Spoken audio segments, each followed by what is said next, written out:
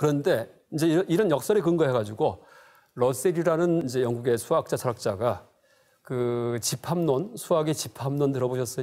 집합의 세계. 여기에서 역설을 갖다가 만들어냅니다. 고안을 합니다. 그래서 수학의 한계를 지적을 합니다. 한계를 갖다가. 그러면 서양 수학사에서 엄청난 사건이 벌어집니다. 뭐냐 하면은 수학은 엄밀한 진리 학문인 줄 알았어요. 근데 러셀 이 사건 이후에 수학도 그냥 약속 체계일 뿐이군요. 약속, 장기판처럼.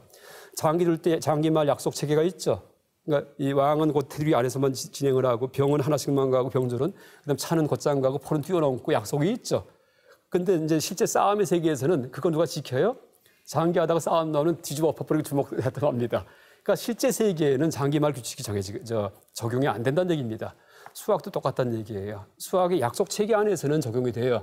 실제 세계는 무관하구나 하는 자각이 바로 러셀이 이제 처음에 그것을 파악하기 시작합니다. 그게 아까 얘기했던 그 역설을 집합론에 적용을 해가지고 만든 겁니다. 이건 좀 어려워요. 어려운데 이제 제가 여러 번 강의하면서 좀 이번엔 쉽게 개발을 해봤습니다. 집합론의 역설을. 자, 이제 이 있는 그대로 러셀이 고안한 버트란트 러셀 아시죠? 이제 아마 들어봤을 겁니다. 노벨 평화상도 받았고 했던 분인데 문학상도 받았고 아마 그럴 겁니다. 그 집합을 둘로 나눠요. 이제 이 버트란트 러셀의 고안입니다. 고안. 집합을 둘로 나누는데 보통 집합과 특수 집합을 나눕니다. 보통 집합. 보통 집합은 자기 자신은 원소가 아닌 집합이에요. 그러니까 도시라는 보통 집합이 있어요. 도시. 그러니까 시티. 서울도 도시고 도쿄도 도시고 뉴욕, 파리, 홍콩, 베이징 다 도시죠. 근데 도시는 도시예요? 아니죠. 도시는 그걸 묶어놓은 게 도시지. 도시 자체가 도시는 아닙니다. 그렇죠? 그러니까 도시는 이제 도시 자체가 원소가 뭐죠? 이 괄호 속에 들어간 게 원소입니다. 베이징, 도쿄, 뉴욕 속에 뭐 뉴욕 다음에 도시 파리 이렇게 쓰지 못합니다. 그러니까 자기가 원소가 아니에요. 이런 집합을 보통 집합 이렇게 부릅니다. 러셀이 일단 설정한 거예요. 이렇게 말을 갖다가. 그 다음에 특수 집합은 자기 자신도 그 집합의 원소인 집합이에요. 그러니까 구성 요소인 집합. 그러니까 예를 들면은 어떤 도서관이 있습니다. 우리 상생방송 도서관이 있어요. 상생방송 도서관에 책이 한 3만 권이 있는데 그 안에 어떤 책이 있냐면은 3만 권 책의 이름을 목록을 쭉 적은 책이 하나가 있어요. 상생방송 도서관 장소 목록이에요. 그 책을 하나 만들어가지고서 이렇게 집어넣습니다. 꽂아놓습니다. 근데 물론 그 책 속에는 펼쳐보면은 상생관 도서관 장소 목록 이게 또 써 있겠죠. 그럼 어떻게 돼요? 이거는 도서관의 장소 목록 속에 그것도 포함이 되어 있습니다. 이게 도서관의 책의 제목이 뭐 도스토옙스키의 쥐와벌도 있고 그 다음에 헤르만 헤세의 데미안도 있고 금강경도 있고 여러 가지 장소 책들이 있는데 그중에 책 하나 뽑아보니까는 도서관의 장소 목록이라고 제목이 되어 있습니다. 그럼 어떻게 돼요? 이 자기 자신이 원소예요. 그러니까 도서관의 장소 목록을 펼쳐보면 뭐가 써 있을까요? 쥐와벌, 데미안, 금강경, 도서관의 장소 목록 이게 다 써 있겠죠. 이건 자기가 원소기 때문에 이제 이런 집합을 특수한 집합이라고 불렀습니다. 특수한 집합. 버트란트 러셀이 고안인데 이렇게 구분을 한 다음에 러셀이 이제 문제를 냅니다. 문제를. 보통 집합 전체의 집합은 이제 보통 집합들을 갖다 다 모아요. 보통 집합들을 갖다가 보통 집합일까 특수 집합일까라고 문제를 냅니다. 그러니까 보통 집합 전체를 모아봤어요. 아까 도시들이 있었죠. 도시. 그러니까 뉴욕, 파리 한 것들. 그러니까 도시 전체 집합. 자동차 전체가 있죠. 벤츠, 소나타 그다음에 학생 전체가 있죠. 초등학생, 중학생, 고등학생, 대학생이 있죠. 종교인 전체가 있죠.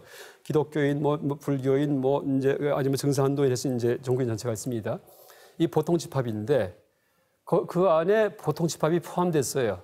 그럼 보통 집합은 보통 집합이라는 얘기죠. 근데 보세요. 보통 집합 속에 이퀄하고서 괄호 속에 보통 집합이 들어가 있는데 자기 자신이 원소인 것은 뭐라고 아까 규정을 했었죠? 특수 집합 이렇게 말을 했었어요. 그런데 틀림없이 이퀄에서 보통 집합에 들어갔더니 특수 집합이 돼버립니다. 그러니까 다시 설명한다면은 보통 집합들 전체의 집합이 보통 집합이라면은 그것은 특수 집합이 돼야지 돼요. 이렇게 들어가니까 저렇게 빠져나오죠.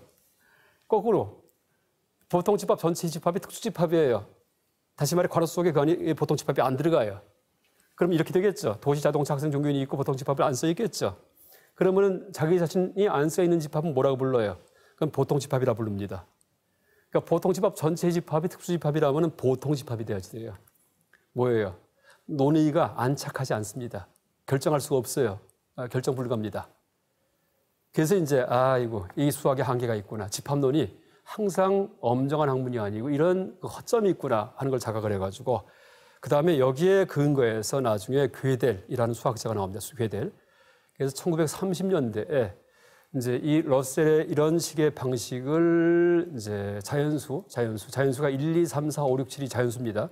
여기에 이 체계에 적용을 해가지고 그 사람 사이에 이제 문제가 있다, 모순이 있다, 한계가 있다라는 점을 증명을 합니다.